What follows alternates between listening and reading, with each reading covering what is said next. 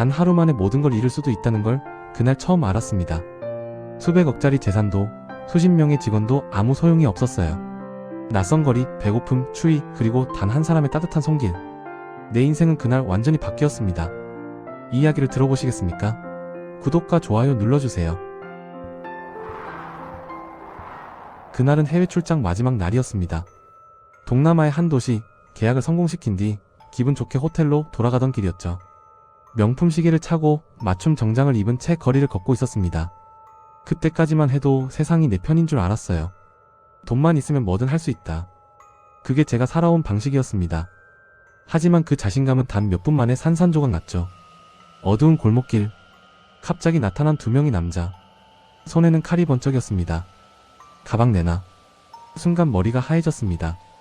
저항할 틈도 없이 모든 걸 빼앗겼죠. 지갑, 여권, 신용카드, 핸드폰, 심지어 신발까지. 명품 시계를 채 풀기도 전에 그들은 사라졌습니다. 텅 빈 골목에 혼자 남겨진 저는 그제야 깨달았습니다. 아, 이게 현실이구나. 돌아갈 곳이 없었습니다. 호텔은 이미 체크아웃을 했고 신용카드도 없으니 다시 방을 잡을 수도 없었죠. 대사관에 연락하려 해도 핸드폰이 없으니 방법이 없었습니다. 한국어를 아는 사람도 도와줄 사람도 없었어요. 그날 밤 저는 처음으로 길거리에서 잤습니다. 비까지 내렸죠. 고급 정장은 진흙투성이가 됐고 차가운 시멘트 바닥에 몸을 웅크렸습니다. 지나가는 사람들의 시선이 따가웠어요. 동정? 아니, 무관심이었습니다. 배가 고팠습니다. 하루 이틀 굶다 보니 몸에 힘이 빠졌죠. 쓰레기통을 뒤지는 사람들을 보며 생각했습니다. 나도 저렇게 되는 건가? 자존심이 산산조각 났습니다. 그 많던 돈은 다 어디 갔을까요? 명함 속 CEO라는 글자는 또 뭐였을까요? 아무 의미 없었습니다. 지금 이 순간 저는 그냥 굶주린 노숙자에 불과했으니까요. 마이너스. 낮은 피아노, 슬픈 멜로디. 사흘째 되던 날 거울을 봤습니다. 정확히는 상점 유리창에 비친 제 모습을요. 헝클어진 머리, 수염 자국, 핏기 없는 얼굴. 이게 나라고? 믿기지 않았습니다. 이렇게 쉽게 무너질 수 있는 거였구나. 그동안 제가 쌓아온 모든 것들이 얼마나 허망한지 깨달았습니다. 재산도, 명예도, 권력도 단 하루 만에 사라질 수 있는 것들이었죠. 그날 저녁 비가 다시 내렸습니다. 추웠습니다. 몸이 떨렸죠. 이대로 쓰러지는 건 아닐까 두려웠습니다. 하지만 아무도 제게 관심을 주지 않았어요. 그때였습니다. 누군가 제 앞에 멈춰 섰습니다. 괜찮으세요? 따뜻한 목소리였습니다. 고개를 들었을 때 저는 처음으로 진짜 천사를 봤습니다. 그날 저는 처음으로 기적을 믿게 됐습니다. 아니, 기적이 아니라 사람의 마음이 얼마나 따뜻할 수 있는지 알게 됐죠. 돈이 아닌 진심으로 누군가를 구할 수 있다는 것. 그걸 그녀가 보여줬습니다. 괜찮으세요? 그 목소리는 한국말이었습니다. 이 낯선 도시에서 사흘 만에 듣는 모국어였죠. 고개를 들었을 때 보였습니다. 20대 후반쯤 돼 보이는 여자, 낡은 재킷에 질끈 묶은 머리, 하지만 눈빛만은 누구보다 맑았어요. 한국 분이세요? 나는 고개를 끄덕였습니다. 말이 나오지 않았죠. 목이 메었습니다. 그녀는 가방에서 종이컵 하나를 꺼냈습니다. 따뜻한 죽이에요. 이거라도 드세요. 조금 식었지만 괜찮으실 거예요. 손이 떨렸습니다. 받아야 할지 거절해야 할지 몰랐죠. 하지만 배는 정직했습니다. 꼬르륵 소리가 났어요. 괜찮아요. 드세요. 그녀는 미소 지으며 제 손에 컵을 쥐어줬습니다. 그 순간 눈물이 났습니다. 사흘 만에 처음으로 받는 따뜻함이었으니까요. 그녀 이름은 지은이었습니다. 이곳에서 봉사활동을 하는 NGO 활동가였죠. 가난한 아이들에게 밥을 나눠주고 책을 읽어주는 일을 하고 있었습니다. 여기 온 지 얼마나 되셨어요? 사흘 됐습니다. 그동안 뭘 드셨어요? 아무것도요. 지은은 잠시 말없이 저를 바라봤습니다. 동정이 아니었어요. 진심 어린 걱정이었죠. 일단 우리 쉼터로 가시죠. 씻으시고 옷도 갈아입으세요. 제가 도와드릴게요. 왜 저를 도와주시는 거죠? 그녀는 잠시 생각하더니 말했습니다. 그냥요. 힘든 사람을 보면 그냥 지나칠 수가 없어요. 특히 같은 한국 사람인데. 그 말에 가슴이 뭉클했습니다. 아무 조건 없이 베푸는 사람이 이 세상에 정말 있구나. 처음 알았습니다. 마이너스. 그날부터 저는 지은의 봉사활동을 돕기 시작했습니다. 할 수 있는 게 많지 않았지만 책을 나르고 아이들과 놀아주고 식사 준비를 거들었죠. 처음엔 어색했습니다. CEO였던 제가 이런 일을 하다니 자존심이 상했어요. 하지만 시간이 지나자 달라졌습니다. 아이들이 웃을 때마다, 지은이 고맙다고 말할 때마다 이상하게 마음이 따뜻해졌습니다. 오빠 내일도 올 거예요? 한 아이가 제 손을 잡으며 물었습니다. 응, 올게. 그 약속이 이렇게 소중할 줄 몰랐습니다. 일주일이 지났습니다. 지은과 함께 보낸 시간들은 제 인생에서 가장 평화로운 날들이었어요. 돈도 없고 집도 없었지만 이상하게 행복했습니다. 어느 저녁 지은이 물었습니다. 진우 씨, 원래 무슨 일 하셨어요? 회사를 운영했습니다. 그럼 다시 돌아가실 거예요? 나는 대답하지 못했습니다. 돌아간다는 게 뭘까요? 그 차가운 사무실 숫자만 보던 날들, 사람의 온기를 느끼지 못했던 삶.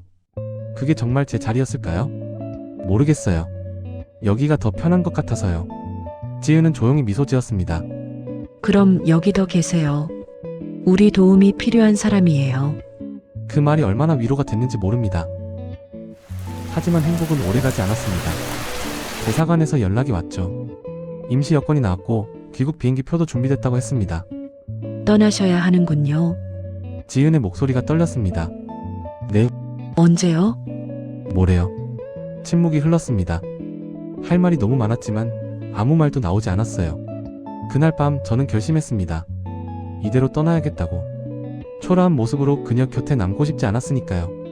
연락처도 작별 인사도 없이 떠나기로 했습니다. 다음날 새벽 쉼터를 나섰습니다. 뒤돌아보지 않았어요. 돌아보면 발걸음을 멈출 것 같았으니까. 그렇게 저는 그녀를 떠났습니다. 하지만 운명은 우리를 다시 만나게 했죠. 운명이란 게 정말 있을까요? 수백만 명이 사는 서울에서 그 많은 카페 중 하나에서 다시 그녀를 만날 줄은 꿈에도 몰랐습니다. 어쩌면 우리는 처음부터 다시 만나도록 정해져 있었는지도 모릅니다. 서울로 돌아온 지 석 달이 지났습니다. 다시 회사로 예전 자리로 돌아왔죠. 하지만 뭔가 달랐습니다. 숫자를 볼 때마다, 계약서에 서명할 때마다 그녀의 얼굴이 떠올랐어요. 지금 지은은 뭘 하고 있을까? 밥은 제대로 먹고 있을까? 아직도 그곳에서 아이들을 돌보고 있을까? 지울 수가 없었습니다. 아무리 애써도 그녀는 제 머릿속에 남아있었죠. 그날도 마찬가지였습니다. 강남의 한 카페, 거래처와 미팅을 하러 간 자리였어요. 커피를 주문하고 자리에 앉아 서류를 보고 있었죠. 그때였습니다. 아메리카노 2잔 나왔습니다. 익숙한 목소리였습니다. 심장이 쿵 내려앉았어요. 천천히 고개를 들었습니다. 그리고 그녀가 있었습니다. 마이너스. 시간이 멈춘 듯한 정적, 잔잔한 피아노. 진씨? 그녀도 놀란 표정이었습니다. 손에 들고 있던 커피잔이 살짝 흔들렸죠. 진우 씨, 몇 초간 우리는 말없이 서로를 바라봤습니다. 석 달 만이었어요. 그런데 마치 몇 년이 지난 것 같았습니다. 여기서 일하세요? 네, 한 달 전부터요. 귀국하고 나서 일자리를 찾다가 그럼 저기 봉사는? 계속하고 있어요. 주말마다 센터에 가서 돕고 있어요. 역시 지은이었습니다. 자기 생활도 바쁠 텐데 여전히 남을 돕고 있었죠. 잠깐 앉으실 수 있어요? 쉬는 시간이 5분 남았거든요. 나는 고개를 끄덕였습니다. 거래처는 아직 오지 않았으니까요. 지은이 내 맞은편에 앉았습니다. 예전보다 머리를 단정하게 묶었고 카페 유니폼을 입고 있었지만 여전히 그 맑은 눈빛은 그대로였어요. 그때 왜 아무 말 없이 가셨어요? 첫 마디가 그거였습니다. 원망이 아니었어요. 그냥 궁금했던 거죠. 나는 한참을 망설이다 입을 열었습니다. 창피했어요. 네, 제가 초라해 보일까봐. 아무것도 가진 게 없는 제 모습이 부끄러웠어요. 지은 씨 앞에 그런 모습으로 남고 싶지 않았어요. 지은은 고개를 저었습니다. 진우 씨, 전 그때 당신이 초라해 보이지 않았어요. 오히려 가장 진짜 같았어요. 가장 사람다워 보였어요. 가슴이 뜨거워졌습니다. 눈시울이 붉어졌죠. 저는요, 그 정장 입고 명함 돌리던 진우 씨보다 아이들 손 잡아주고 책 나르던 그 진우 씨가 더 좋았어요. 그 순간 깨달았습니다. 그녀는 절 불쌍히 여긴 게 아니었어요. 사람으로 봐줬던 거죠. 지위가 아닌, 돈이 아닌 그냥 진우라는 사람으로요. 지은 씨, 네, 다시 볼 수 있을까요? 이렇게 우연이 아니라 제대로요. 지은은 잠시 망설였습니다. 그러다 조용히 미소 지었어요. 좋아요. 하지만 한 가지만 약속해 주세요. 뭔데요? 있는 그대로의 모습을 보여주세요. 포장하지 말고, 꾸미지 말고, 그냥 진우 씨 그대로요. 나는 고개를 끄덕였습니다. 약속할게요. 그날부터 우리는 다시 만나기 시작했습니다. 주말마다 함께 봉사활동을 갖고 평일엔 퇴근 후 산책을 했죠. 소박한 밥집에서 밥을 먹고 한강을 걸었습니다. 행복했습니다. 정말로요. 하지만 세상은 우리를 그냥 두지 않았습니다. 어두운 피아노, 긴장감 있는 음악. 어느 날 회사에 아버지가 찾아왔습니다. 비서가 급하게 말했죠. 회장님께서 오셨습니다. 아버지는 제 사무실 문을 열고 들어왔습니다. 표정이 차갑게 굳어 있었어요. 내가 요즘 만나는 여자 카페에서 일한다며. 심장이 철렁 내려앉았습니다. 어떻게 알았을까요? 아, 사람을 시켜 조사했구나. 네, 그런데요. 당장 헤어져. 뭐라고요? 그 여자는 너한테 안 맞아. 신분도 집안도 다 안 맞는다고. 신분? 집안? 순간 화가 치밀어 올랐습니다. 아버지는 그게 그렇게 중요해요? 사람의 마음보다? 중요하지. 너는 이 집안의 후계자야. 체면이 있다. 그 말은 곧 명령이었습니다. 협박이었죠. 만약 계속 만나면 모든 걸 잃게 될 거다. 회사도, 재산도, 이 자리도. 아버지는 그렇게 말하고 나갔습니다. 선택의 순간이 왔습니다. 모든 걸 지킬 것인가, 아니면 그녀를 지킬 것인가. 그날 밤 저는 결심했습니다. 사랑한다는 것. 그게 이렇게 무거운 선택일 줄 몰랐습니다. 모든 걸 버릴 각오가 되어 있는지, 그녀를 지킬 용기가 있는지 세상은 제게 끊임없이 물어왔습니다. 그리고 저는 답해야 했죠. 아버지와의 대화 이후 며칠간 연락이 끊겼습니다. 회사에서도 집에서도 아무도 절 찾지 않았어요. 이상한 침묵이었죠. 그러다 일주일 후 비서가 급하게 달려왔습니다. 상무님, 긴급 이사회가 소집됐습니다. 무슨 이사회요? 회장님께서 상무님의 후계자 지위에 대해 재논해야겠다고 하셨습니다. 심장이 쿵 내려앉았습니다. 시작됐구나. 아버지가 본격적으로 압박을 넣기 시작한 거죠. 이사회실에 들어갔을 때 차가운 시선들이 저를 향했습니다. 아버지는 단상에 앉아 있었어요. 표정이 돌처럼 굳어 있었죠. 진우, 마지막으로 묻겠다. 그 여자와 헤어질 건가? 모든 이사들이 저를 바라봤습니다. 숨소리조차 들릴 듯한 정적이었죠. 아니요. 뭐라고?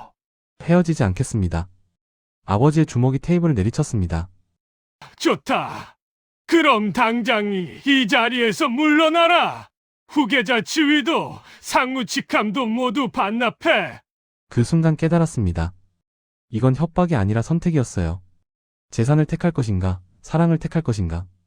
하지만 이미 답은 정해져 있었습니다. 저는 주머니에서 명함을 꺼냈습니다. 그리고 탁자 위에 놓았죠. 알겠습니다. 사직하겠습니다. 뭐? 이사들이 술렁였습니다. 제가 정말 물러날 줄은 몰랐던 거죠. 그리고 이것도 반납하겠습니다. 저는 지갑에서 블랙카드를 꺼내 함께 놓았습니다. 아버지가 준 마지막 권력의 상징이었어요. 네, 처음으로 정신이 제대로 든 것 같습니다. 아버지는 말없이 저를 노려봤습니다. 그 눈빛은 차갑고 날카로웠죠. 저는 고개를 숙이고 이사회실을 나왔습니다. 그날 저녁 비가 쏟아졌습니다. 우산도 없이 거리를 걸었어요. 정장은 금방 젖었고 구두는 무릉덩이에 빠졌습니다. 핸드폰이 울렸습니다. 지은이었죠. 진우 씨 어디세요? 괜찮으세요? 지은 씨. 목이 메었습니다. 말이 제대로 나오지 않았어요. 무슨 일 있어요? 목소리가 이상해요. 지금 만날 수 있어요? 어디세요? 제가 갈게요. 저는 위치를 보냈습니다. 30분 후 지은이 우산을 들고 달려왔어요. 비에 젖은 제 모습을 보고 깜짝 놀랐죠. 진우 씨, 왜 이렇게... 그녀가 우산을 씌워줬습니다. 따뜻한 손이 제 팔을 잡았어요. 무슨 일이에요? 말해줘요. 저는 모든 걸 말했습니다.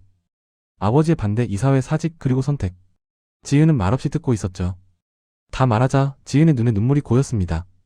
미안해요, 쟤 때문에. 아니에요. 저는 고개를 저었습니다. 이건 지은 씨 잘못이 아니에요. 제 선택이에요. 진우 씨, 지은이 떨리는 목소리로 말했습니다. 제가 떠날게요. 그럼 다시 돌아갈 수 있잖아요. 회사도 아버지도. 안 돼요. 저는 그녀의 손을 꽉 잡았습니다. 저 없이 다시는 떠나지 마세요. 그날 당신이 떠났을 때 얼마나 후회했는지 몰라요. 하지만 모든 걸 잃어도 괜찮아요. 당신만 있으면 돼요. 지은은 결국 울음을 터뜨렸습니다. 빗속에서 우리는 서로를 꼭 껴안았죠. 당신이 힘들면 제가 지킬게요. 이번엔 제가 당신을 지켜줄 차례예요. 그녀도 고개를 끄덕이며 대답했습니다. 같이 버텨요. 우리 둘이서요. 음악. 그날 저는 재벌 3세에서 아무것도 없는 사람이 됐습니다. 하지만 이상하게도 가슴이 가벼워졌어요. 처음으로 진짜 자유를 느꼈습니다. 그리고 깨달았죠. 진짜 부자는 많이 가진 사람이 아니라 사랑하는 사람과 함께 있는 사람이라는 걸요. 다음날 아침 작은 원룸을 얻었습니다. 지은과 함께 이삿짐을 날랐죠. 가진 게 별로 없어서 1시간 만에 끝났어요. 여기가 우리 집이에요. 지은이 방을 둘러보며 웃었습니다. 작지만 좋아요. 우리 둘이 함께 만들어가면 되죠. 저도 웃었습니다. 정말 오랜만에 진심으로 웃었어요. 그래요. 같이 만들어가요. 우리의 행복을요. 창문 밖으로 햇살이 들어왔습니다. 비는 그쳤고 새로운 시작이 기다리고 있었어요. 행복이 뭘까요? 어렸을 때는 돈이 많으면 행복한 줄 알았습니다. 좋은 차, 큰 집, 명품 시계 그게 다라고 생각했죠. 하지만 진짜 행복은 훨씬 소박한 곳에 있었습니다. 아침에 눈 뜨면 옆에 있는 사람, 작은 손으로 아빠하고 달려오는 아이, 그리고 함께 웃으며 먹는 소박한 밥상. 그게 전부였습니다. 5년이 흘렀습니다. 우리에겐 4살 난 딸 서연이가 생겼어요. 작은 아파트, 낡은 소파, 하지만 웃음이 넘치는 집이었죠. 아빠, 일어나! 서연이가 제 침대로 뛰어들었습니다. 작은 손으로 제 볼을 콕콕 찔렀어요. 알았어. 아빠 일어났어. 일어나 거실로 나가니 지은이 아침을 준비하고 있었습니다. 계란말이, 김치찌개, 밥 소박하지만 정성이 가득한 식탁이었죠. 일찍 일어났네요. 서연이가 깨워줬어요. 우리 딸 덕분에 매일 제 시간에 일어나요. 우리는 함께 웃었습니다. 이런 평범한 아침이 이렇게 소중할 줄 몰랐어요. 아빠, 오늘 유치원 가면 그림 그리기 있어요. 그래? 우리 서연이 뭐 그릴 거예요? 우리 가족이요. 아빠, 엄마, 나. 서연이가 손가락 3개를 펼쳐 보였습니다. 가슴이 뭉클했어요. 그럼 아빠도 같이 그려줄까? 좋아요. 예전 같았으면 이런 시간을 가질 수 없었을 겁니다. 회의, 골프, 접대 정작 중요한 건 놓치고 살았었죠. 지은이 조용히 미소 지으며 말했습니다. 당신 행복해 보여요. 당연하죠. 세상에서 가장 행복한 사람이에요. 정말이었습니다. 한치의 거짓도 없었어요. 물론 쉽지만은 않았습니다. 작은 회사에 취직해서 일하고 주말엔 아르바이트도 했죠. 지은도 카페에서 일하며 우리 생활을 함께 꾸려갔어요. 가끔은 힘들었습니다. 돈이 부족해서 고민할 때도 있었고요. 하지만 이상하게도 원망이나 후회는 없었습니다. 오히려 감사했어요. 주말 오후 우리는 동네 공원에 나왔습니다. 서연이가 그네를 타며 깔깔 웃었어요. 아빠, 더 높이. 알았어, 조심해. 그네를 밀어주며 문득 생각했습니다. 예전에 나였다면 지금 골프장에 있었겠죠. 비즈니스 파트너들과 억지 웃음을 지으며요. 지은이 옆에 앉아 서연이를 바라보고 있었습니다. 당신 후회 안 해요? 제가 갑자기 물었습니다. 뭐요? 이렇게 평범하게 사는 거요. 만약 다른 남자를 만났다면 더 편하게 살 수도 있었잖아요. 지은은 고개를 저었습니다. 후회 없어요. 전 지금이 좋아요. 당신과 서연이 이것만으로도 충분해요. 그 말에 눈시울이 뜨거워졌습니다. 고마워요. 항상 곁에 있어줘서. 저야말로요. 당신이 저를 선택해줘서요. 우리는 손을 꼭 잡았습니다. 서연이가 그네에서 뛰어내려 달려왔어요. 엄마, 아빠, 같이 술래잡기 해요. 좋아, 아빠가 술래할게. 저는 일어나 서연이를 쫓아다녔습니다. 웃음소리가 공원에 울려 퍼졌죠. 집으로 돌아오는 길 서연이가 제 등에 엎여 잠들었습니다. 지은이 옆에서 손을 잡고 걸었어요. 당신, 아까 공원에서 우리 가족 보이던 할머니 기억나요? 네, 벤치에 앉아 계시던 분이요? 그분이 제게 말씀하셨어요. 행복해 보이는 가족이네요 라고요. 지은이 미소 지었습니다. 맞는 말씀이에요. 우린 정말 행복하니까요. 저도 고개를 끄덕였습니다. 그날 밤 서연이를 재우고 나서 생각했습니다. 만약 그날 강도를 만나지 않았다면? 만약 지은을 만나지 않았다면? 아마 저는 여전히 차가운 사무실에 앉아 숫자만 보고 있었겠죠. 진짜 소중한 게 뭔지도 모른 채요. 다음날 아침 서연이가 유치원에서 그려온 그림을 보여줬습니다. 삐뚤빼뚤한 선으로 그려진 3명의 사람. 아빠, 엄마, 그리고 자기. 그림 위에는 이렇게 적혀 있었습니다. 우리 가족은 세상에서 제일 행복해요. 가슴이 벅차올랐습니다. 눈물이 날 것 같았어요. 서연아, 고마워. 아빠도 세상에서 제일 행복해. 서연이가 환하게 웃으며 제 품에 안겼습니다. 세상은 한순간에 무너질 수도 있지만 그 무너진 틈으로 진짜 사랑이 들어오기도 합니다. 저는 모든 걸 잃었지만 동시에 모든 걸 얻었습니다. 돈은 없어도, 명예는 없어도 사랑하는 사람들과 함께라면 그게 바로 천국이더군요. 만약 다시 선택할 수 있다 해도 저는 똑같이 선택할 겁니다. 그녀의 손을 잡는 것. 그게 제 인생 최고의 선택이었으니까요. 여러분의 인생에서 진짜 소중한 건 무엇인가요? 이 이야기가 그 답을 찾는 데 작은 도움이 됐다면 좋겠습니다. 끝까지 함께 해주셔서 감사합니다. 구독과 좋아요, 그리고 여러분의 이야기도 댓글로 들려주세요.